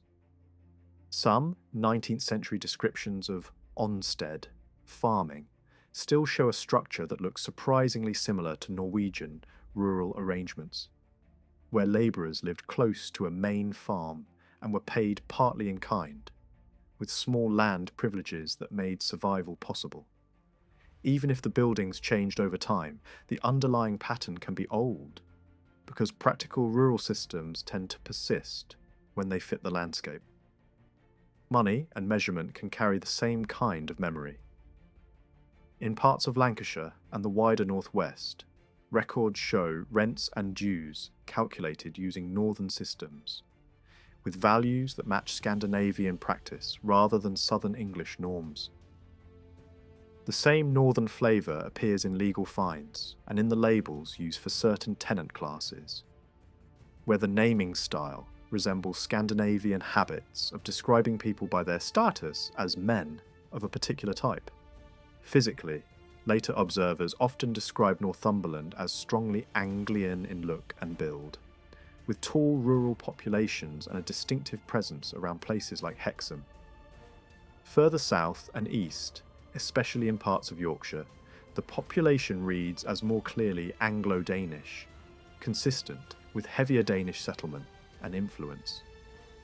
Even within Yorkshire, older writers describe difference between lowland plains and more rugged upland districts, suggesting that mixing and adaptation did not happen in a single uniform way. All of this sets the stage for the Midlands, where old inheritance customs become a major clue to who settled where. In medieval Leicester, a powerful lord attempted to force a shift away from a local tradition, in which property passed to the youngest son. The fact that such a custom existed in a major town is important, because it is not something a community simply invents overnight. Junior inheritance shows up in several other Midland towns as well, and it likely arrived with early settlers who already lived under that rule. Alongside junior inheritance, there were Midland districts where land was divided among children in a way that resembles the famous Kentish tradition of splitting property. In the large soak of Rothley in Leicestershire, the inheritance pattern included daughters in the absence of sons, and it also gave widows strong temporary rights under certain conditions. That combination looks much closer to traditions associated with coastal North Sea peoples than to the stricter male preference patterns known from some continental Anglo law traditions. The simplest explanation is that Leicestershire, even as a land of so-called Middle Angles, absorbed settlers from other North Sea backgrounds, including people whose customs allowed female inheritance when needed. When you look at central England through the lens of human appearance, an unexpected pattern appears. One early researcher, Beddoe, compared thousands of people across the East Midlands and found that Leicestershire and Northamptonshire showed noticeably more dark hair and dark eyes than counties like Lincolnshire and Nottinghamshire. In simple terms, the further you move from the strong Scandinavian and Anglian zones of the East, the more you begin to see a different, darker layer in the population. Beddoe's conclusion was blunt for his time. These two counties seemed to carry a strong element that did not match the stereotypical Teutonic look. So what could explain it? One possibility is survival. Not everyone in Roman and post-Roman Britain vanished when new settlers arrived. In some regions, older communities endured, mixed, and slowly became part of the new society. Another possibility is migration from the continent that did not fit the usual image of fair-haired Angles and Scandinavians. Along the North Sea coast and inland parts of northern Europe, there were and still are pockets where darker complexions were common. If people from those areas joined the waves moving into Britain, their descendants would naturally show up in the Midlands in greater numbers. To understand why the Midlands became such a patchwork, you have to picture Mercia not as one clean tribe, but as a growing political machine that absorbed many smaller peoples. The Mercian core expanded by pulling in Fenland groups, river valley communities, and regional blocks that had their own identities long before Mercia became the dominant label. Over time, this kingdom stretched in multiple directions, taking territory from neighbours and reshaping its borders as power shifted. Even later records describing Mercia's reach suggest it once extended much farther northwest than many people expect, pushing toward the Ribble and beyond, at least in terms of influence and administration. In this landscape, the River Trent mattered. It acted like a cultural hinge. South of it, darker traits become more common in places like Leicestershire. North of it, counties such as Nottinghamshire and Derbyshire appear, on average, fairer. This could reflect different settlement histories on either side of the river. A strong Anglian presence seems to have taken hold across Derbyshire and parts of Nottinghamshire early on, possibly through expansion from the northeast or up the Trent corridor, forcing older communities into the margins or turning them into dependent labour. Later observers describe Derbyshire as especially Anglian in appearance, and they noted that neighbouring East Staffordshire looked similar. Very Anglian, but with surprisingly little sign of Danish influence compared with counties further east. There is also a fascinating border that once ran right through the heart of England, the line between areas under Danish law and areas that were not. Northamptonshire ended up inside the later Dane law, while Oxfordshire did not. That boundary originally followed a major Roman road, but later it shifted, bringing more land under Danish rules than the earlier treaty line would suggest. A change like that rarely happens without a reason. The simplest explanation is settlement. If enough newcomers living under Danish customs were placed in the region, the legal border would eventually follow the people. And the place names on the Northamptonshire side tell a clear story. You see clusters of names that feel strongly Scandinavian in their sound and structure, while just across the border, those patterns fade. Even the way money was counted can preserve memory. In Northamptonshire, royal payments were still calculated using a northern system, long after the initial conquests. And in one corner of the county, an old inheritance habit survived in which a daughter could inherit when no sons were available, something that fits well with practices known in parts of Scandinavia. Northamptonshire also seems to have drawn people from more than one direction. Older writers noticed that speech in one end of the county could sound quite different from speech in the other. That suggests streams of migration moving in from the northeast via river routes, and from the south and west along ancient roads. In that mix, a smaller, stranger ingredient may have been present too. Wendish or Slavic-linked groups who had joined Scandinavian coalitions around the Baltic. Traces of that possibility show up in surprising places. Certain local names look as if they preserve Wend elements. Even some customs and legends feel unusual when compared with mainstream English tradition. One example is a May Day practice where young trees were planted to make streets look as if they had suddenly grown a fresh green avenue overnight, something that strongly resembles traditions better known in Slavic regions. Another is a local supernatural figure whose name echoes a Slavic word connected with divine power. These details do not prove mass migration, but they do hint at small groups whose cultural fingerprints survived because they were distinctive. If you widen the view to Buckinghamshire, the Wendish connection becomes easier to imagine. In the early 11th century, England was ruled by a king whose power extended across the Baltic world, and that world included regions known for Slavic peoples living alongside Scandinavians. He built an elite military force, and some members of that force were described as exiles from Wendish lands. Records from parts of Buckinghamshire even show estates held by royal warriors linked to this system. In a society where land could be granted as payment and loyalty could be rewarded with manors, it is not hard to picture how small groups, from far away, could be planted in strategic areas and then quietly become part of the local population. Across Bedfordshire, Huntingdonshire, and Hertfordshire, the same theme keeps returning. Local names, landholding patterns, and odd survivals of inheritance customs hint at a world where Anglo, Dane, and Saxon were not tidy, isolated categories. Some areas show strong signs of Friezian-linked settlement as well, with names that resemble Friezian tribal labels and clusters that sit along river valleys like the Leia.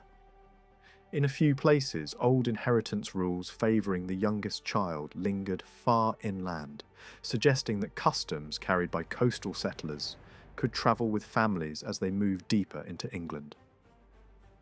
What makes the Midlands especially dramatic is that customs did not always match. In one district, land might be divided among sons only. In another, daughters might inherit if sons were missing. In another, the youngest son might take everything. These are not random quirks. They look like the collision and blending of different legal traditions brought by different communities, some more Anglian in their preference for the male line, others closer to northern or coastal traditions, and perhaps a few shaped by alliances that included Baltic peoples. Even within a single town, you sometimes find layered rulebooks. Nottingham, for example, once had different inheritance customs associated with different population groups. Nearby, some church estates followed one pattern, while another district under the same lord followed a different one. That only makes sense if older local custom was strong enough to survive political change and if the people themselves were not all from the same background. Finally, the Midlands also preserve a quieter contrast in how people lived on the land. In the East Midlands, the classic pattern is the compact village with fields spreading out around it, roads radiating like spokes toward common pastures and ploughlands. In the Western Shires, especially toward the Severn Valley and beyond, scattered farms and isolated homesteads are more common, a pattern often linked to older British landscapes. In other words, even the shape of settlement, whether people clustered or spread out, can hint at deep history. When we listen closely to the dialect of Somerset, especially in the west of the county, it becomes clear that this land was never settled by a single people. The language itself carries echoes of different origins layered over time. In just a handful of villages, speakers once used multiple forms for simple grammatical endings, and in some places the word uch was still used for I, a direct survival from very early English speech. This was not a uniform dialect shaped in isolation. It was a living mixture, shaped by people arriving from different shores and backgrounds. The coastline tells part of that story. Somerset's early ports, places like Watchet and Portlock, were gateways long before the interior was fully controlled. Settlement here appears to have begun along the sea, not inland. This pattern repeats across the southwest. Coastal communities formed first, while large areas inland remained British for generations. Even centuries later, physical difference could still be seen. Along the Devon coast, people tended to be fairer than those living deeper inland, suggesting a long-standing divide between maritime settlers and older interior populations. Exeter provides one of the clearest clues. Here, inheritance followed a system where land could be divided among sons and daughters alike. This was not a British custom, because in Wales daughters did not inherit land. Instead, this points toward Northern European settlers, especially people whose traditions allowed women to inherit property. Similar customs appear again in Cornwall, where some estates passed entirely to an eldest daughter if no sons survived, a practice linked to Scandinavian law. Even administrative language reflects this influence, as parts of Cornwall were once divided into shires, rather than hundreds, matching northern usage. The way the southwest was settled also mirrors both the earliest Saxon coastal colonies and later Scandinavian shore settlements. Long before England existed as a kingdom, Eastern Britain had already seen maritime settlers establish enclaves along the coast. The same pattern appears again in the southwest. Communities formed by sea maintained contact with the continent and only gradually expanded inland. The people of Kent and Sussex were especially skilled sailors. Their ports later became the Cinque Ports, and for centuries they supplied ships to English kings. When pressure or opportunity pushed them to move, they did not march inland, they sailed, and traces of their movement remain. In Devon and Somerset, old place names preserve forms of the name Kent itself, sometimes spelled in older records as Ghent. Marshlands, rivers, and villages share names that match Kentish geography so closely that coincidence becomes unlikely. Even legendary names survive. A place in Devon once bore the name Hengistercote, preserving the memory of Hengist, a figure tied closely to Kentish tradition. Other names point to Friezian settlers, Goths, Danes, and people from across the Baltic world. Some villages carry names that clearly refer to Huns, Frisians, Eastern Goths, or Scandinavian allies. These were not labels added later. They were identity markers that hardened into geography. Devon and Cornwall were shaped first by the sea. Their earliest Teutonic settlements hugged the coast and followed navigable rivers inland. This helps explain why coastal populations today are often fairer than those in the uplands. Over time, Teutonic settlers and native Britons blended deeply here, more than almost anywhere else in England. Cornwall, in particular, became a meeting place of very old populations. Some descended from ancient prehistoric groups, others from Bronze Age Britons, and others from later northern settlers. The result was a population with striking variety where dark hair, fair hair, and even red hair could all appear within the same community. Red hair became especially loaded with meaning. In West Cornwall, families with red hair were long suspected of being descended from Danes, and the prejudice against them survived well into modern times. This belief was not invented without cause. Scandinavian settlers were remembered, not just in stories, but in attitudes passed down across generations. Folk tales offer another window into the past. Cornwall's traditional stories show remarkable similarities to legends from Northern and Eastern Europe, especially regions once inhabited by Slavic peoples. Tales of witches, storm spirits, enchanted waters, chained souls, and supernatural guardians appear in both places with striking parallels. Even stories like Jack the Giant Killer, known across Cornwall, also appear in Norway under similar forms. These are not stories that spread easily across land. They move with sailors. Language preserves more traces. Many Cornish family names end in sounds common in Scandinavian naming. Place names along the coast echo Norse patterns. Even islands offshore bear names rooted in northern speech. Objects discovered in Cornwall reinforce this picture. A block of tin stamped with a runic symbol shows that people familiar with runic writing worked in the region during the early medieval period. Other inscriptions found nearby use northern dialects, rather than Latin or British forms. Stone monuments add another layer. Cornwall's stone circles resemble those found in Scandinavia more than those in Wales. Defensive earthworks line the coast near river mouths, suggesting threats from the sea. One remarkable site inland contains dozens of small stone circles packed into a single enclosure.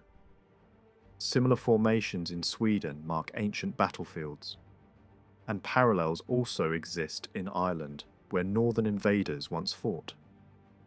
Settlement patterns themselves tell the final part of the story. Across much of the southwest, isolated farms and small hamlets dominate the landscape rather than tightly packed villages.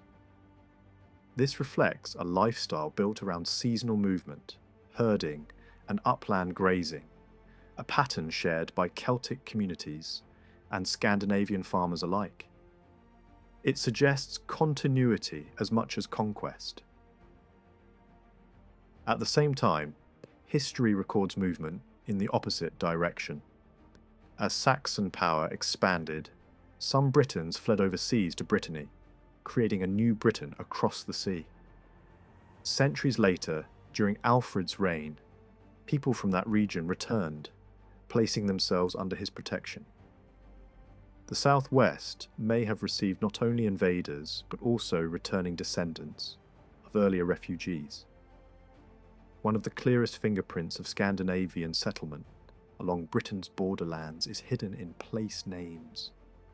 In Scotland, especially along coasts and in regions once held by Norse communities, the word hope appears again and again. These were names given to safe sea shelters, quiet inlets, and protected anchorages. You can still find them scattered across the Firth of Forth, the Orkneys, and even Aberdeen Bay. But the Norse did not stop at the shoreline. They carried the same word inland and used it for sheltered valleys and natural refuges between hills, places where a traveller could breathe again after wind and rain.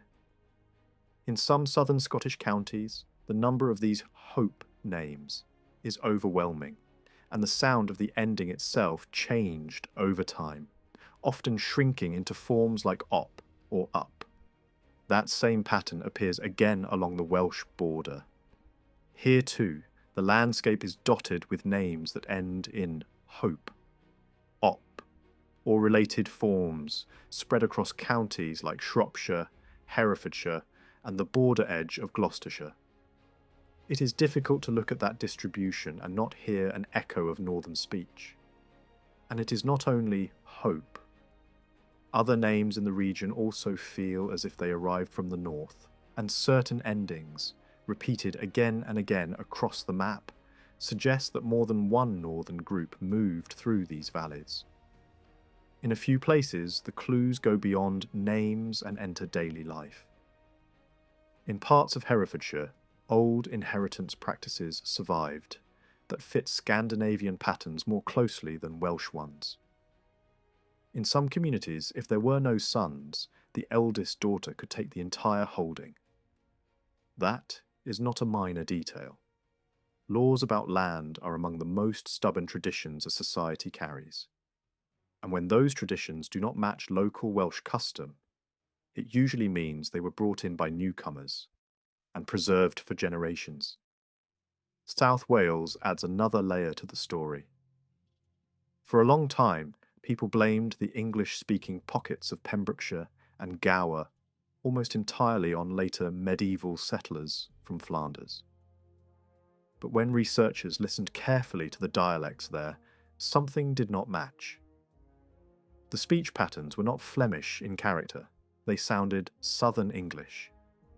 The strongest explanation is that Flemish arrivals existed, but they were absorbed into a much larger population that was already English-speaking, shaped by earlier settlers, tied to southern England and, in some areas, to Scandinavian seafarers. The map supports this. Many place names in these coastal districts follow English and Norse patterns, and the old local manor customs also refuse to behave like Welsh law. In several areas of Glamorgan and Pembrokeshire, a system appears where the youngest son inherits the entire property. A rule known elsewhere in England and especially familiar in parts of Somerset and Sussex. Even widows' rights in these regions sometimes resemble English models rather than Welsh ones. When dialect, place names and inheritance customs all point in the same direction, the idea that everything came from a later, Flemish wave collapses. Something older sits underneath. There is another sign that hints at how early some of these English settlements may be. Along the Welsh coast, the word angle survives in place names, attached to bays, headlands, and districts. This is important because Welsh speakers did not normally distinguish between Angles, Saxons, or Jutes by separate labels in everyday naming. And later, during the Viking Age, newcomers would have been remembered as Danes or Northmen, not Angles. That suggests these Angle names likely formed before the Viking period, during an earlier phase of movement, before the older tribal labels faded from use. The dialect evidence strengthens this further. In parts of Pembrokeshire, the accent carries features associated with Southern English speech. Sounds that shift in ways typical of older West Country patterns. Gower shows similar signs. though time has softened them. Put this beside the English-style place names and the manor customs that mirror Somerset, and the picture sharpens. The coast of South Wales did not become English-speaking only because of medieval migration. It already had older English colonies, rooted there long before. Some scholars pointed to an especially dense cluster of Norse-style names around Milford Haven and the waterways nearby. And then there's the strange trail of carved stones. Ogham inscriptions, which appear in Ireland in heavy concentration along coastal zones, linked to Scandinavian power, also cluster in South Wales, especially in Pembrokeshire. That pattern is hard to ignore. It suggests that seaborne networks, tied to northern peoples and their allies, touched these shores repeatedly, not once, but many times. Move east and north into Gloucestershire and Oxfordshire, and the border story becomes even stranger. Here, certain names raise a sharp question. Do they refer to women, or to a northern people known in Scandinavian speech as the Queens, a label used for Finnic groups? Some old boundary names and village names seem to preserve that word in a form that could be interpreted either way. A women's community would be a remarkable explanation. A memory of northern allies travelling with Scandinavian settlers fits the broader pattern far better, especially in a region already full of Norse-style place name endings that appear again and again across the landscape. And those Norse endings are not subtle. The district contains multiple villages with endings typical of Scandinavian naming, plus evidence that Danish-style money reckoning was still being used at the time of medieval surveys. That detail matters. Money systems, like inheritance law, tend to survive only when a population remains influential for a long time. It suggests that Danish-speaking communities existed here, not as passing raiders, but as settlers woven into the local economy. Further north along the Severn Valley and into Worcestershire, older tribal settlement names survive in early records as if large communities were planted in strategic zones. Some names appear to preserve the memory of specific groups whose original homeland lay far across the sea, while other clusters suggest a patchwork of peoples settled close together, possibly to hold vulnerable frontiers. In places near major Roman roads, the movement of settlers becomes easier to imagine. Rivers, highways, and ruined Roman cities became corridors and quarries, shaping where people moved and how they built. Along this border, culture did not replace culture in a clean line. It blended. Welsh communities and English settlers lived close enough to share land systems, farming rhythms, and even the logic of how homes were arranged. In the hills, scattered farmsteads and small hamlets became common, reflecting a seasonal style of life where herds moved between summer and winter grazing. That pattern belonged to Welsh pastoral tradition, but it also existed in Scandinavian lands. The frontier became a place where habits merged as much as bloodlines did. Even where boundaries were built, the reality stayed messy. Offa's dyke was meant to separate worlds, but people did not stay neatly on one side. Welsh enclaves remained east of it, English settlements appeared west of it, and mixed communities formed in between. Over generations, new border populations emerged, shaped by both ancestries. The result was not only cultural mixing, but physical blending too. A population whose features could carry both backgrounds at once. And this leads to the larger conclusion. What we call the Anglo-Saxon world was never a single, pure migration of one people, with one identity. It formed on English soil out of many groups arriving in waves, often as allies, travelling under broader labels. Friezians, Saxons, Angles, Jutes, Danes, Norse, and Baltic partners moved together, settled together, and gradually merged. Celtic communities were not simply erased. In many regions, they were absorbed, contributing to the population that later generations would call English. By the time we reach the later centuries of Anglo-Saxon England, something becomes clear. The language we call Old English did not begin as a ready-made national tongue. It wasn't a single Anglo-Saxon language, carried intact across the sea and spoken the same way everywhere. What existed early on was a patchwork of speech, many local voices shaped by different origins. Only gradually, through long contact and shared life, did those voices start to sound like one broader language that people across regions could recognise. When scholars compare the earliest English writing to Northern European speech from the same age, the resemblance is hard to miss.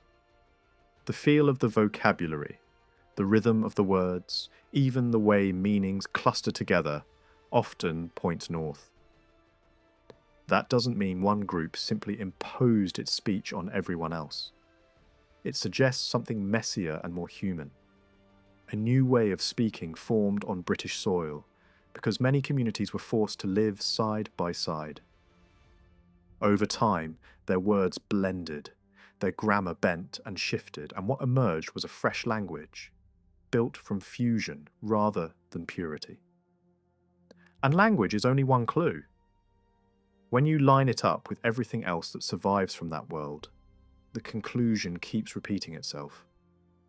Dialects, local law, inheritance habits, village layouts, and place names all tell the same story.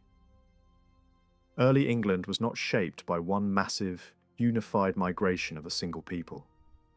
It was shaped by repeated arrivals from different groups, settling in different places, sometimes mixing quickly, sometimes slowly, but mixing all the same. Even the old myths point in the same direction. What later generations remember as Germanic or Teutonic belief was never a single tidy religion shared in exactly the same form by everyone. It was more like a family of related traditions. Different tribes told the same stories in different ways. They used different names for the same gods.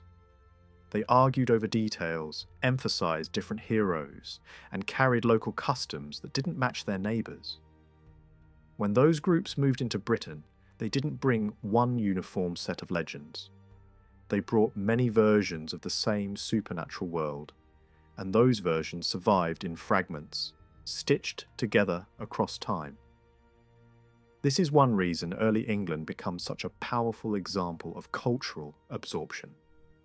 Over centuries, the population didn't just grow by replacing what was there.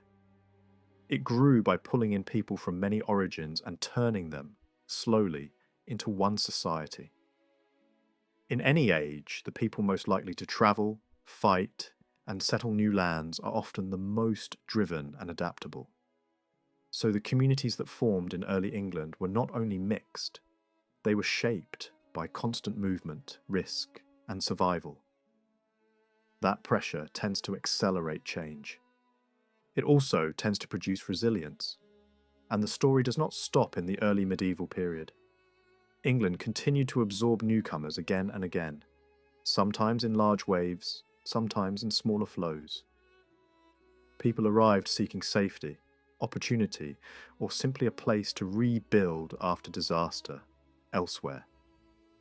Over generations, many of them blended into the population, contributing to the next stage of what English meant. At the same time, the opposite movement also became part of the pattern. For centuries, people left the British Isles and built new lives across the Atlantic and far into the southern seas. New societies formed, and those societies repeated the earlier process. They grew through mixing. They took in people from across Europe, and over time, they created new identities shaped by migration, blending, and adaptation.